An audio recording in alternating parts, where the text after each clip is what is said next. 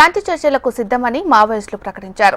Maoist party కేంద్ర అధికార ప్రతినిధి అభయ్ పేరుతో లేఖ విడుదల చేసిన మావోయిస్టులు కీలక అంశాలను ప్రస్తావించారు. శాంతి చర్చల కోసం సానుకూల వాతావరణం సృష్టించాలని, దీనిపై కేంద్ర, రాష్ట్ర ప్రభుత్వాలు సానుకూలంగా స్పందించాలని కోరారు. ఛత్తీస్గఢ్, ఒడిశా, జార్ఖండ్, మధ్యప్రదేశ్, తెలంగాణలో హత్యాకాండలు ఆపాలని లేఖలో మావోయిస్టులు తెలిపారు. కేంద్ర, రాష్ట్ర ప్రభుత్వాలు శాంతి చర్చలకు ప్రతిపాదిస్తే తాము కాల్పులు విరమణ ప్రకటిస్తామని మావోయిస్టులు స్పష్టం చేశారు. మరి ఇదే అంశానికి సంబంధించి మరింత సమాచారాన్ని మా ప్రతినిధి రవికిరణ్ అందిస్తారు. రవికిరణ్, మీనాక్షి, ఛత్తీస్గఢ్ రాష్ట్రంలో శాంతి చర్చలకు సిద్ధమని చెప్పేసి మావోయిస్టులు ప్రకటన చేయడం సంచలనంగా మారింది.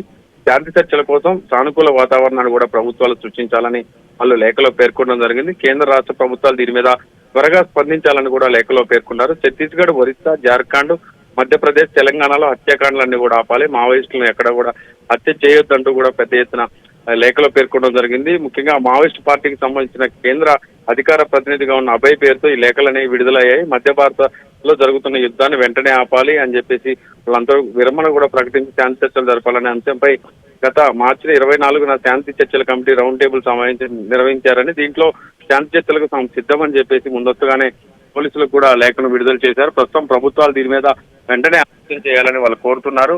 గత కొన్ని రోజులుగా మావోయిస్టు పార్టీకి సంబంధించి ఛత్తీస్గఢ్ లో ఉన్నటువంటి సుక్మా, బీజాపూర్, గచ్చిరౌలి ఆ ప్రాంతాల, మహారాష్ట్రకు సంబంధించి గచ్చిరౌలి ప్రాంతాల్లో జరుగుతున్నటువంటి ఎన్కౌంటర్ లో పెద్ద ఎత్తున మావోయిస్టులు మృత్యువాత చెందడంతో పార్టీకి సంబంధించిన ముఖ్య నాయకులందరూ కూడా ఒక్కొక్కరుగా మృతి చెందుతున్న తరుణంలో మావోయిస్టు పార్టీ ఎట్టకేలకు దిగి వచ్చింది. శాంతి చర్చలకు సిద్ధమని చెప్పేసి, కాకపోతే కొన్ని గతంలో కూడా 2022లో శాంతి చర్చలు చేయాలని చెప్పేసి ప్రభుత్వం చెప్పినా కూడా అప్పుడున్నటువంటి సిచ్యువేషన్ లో వాళ్ళు ఇచ్చినటువంటి కొన్ని ఆంక్షలు అనేవి ప్రభుత్వం ఒప్పుకోకపోవడంతో అది శాంతి చర్చలు జరగలేదు. ఇప్పుడు మరొకసారి శాంతి చర్చలకు సిద్ధమని కేంద్ర, రాష్ట్ర ప్రభుత్వాలను కూడా వేడుకుంటున్నారు. ప్రస్తుతం అయితే మావోయిస్ట్ పార్టీకి సంబంధించిన అధికార ప్రతినిధి, కేంద్ర కమిటీ సభ్యుడిగా ఉన్నటువంటి అభయ్ పేరుతో ఈ లేఖ విడుదల కావడం సంచలనంగా మారింది.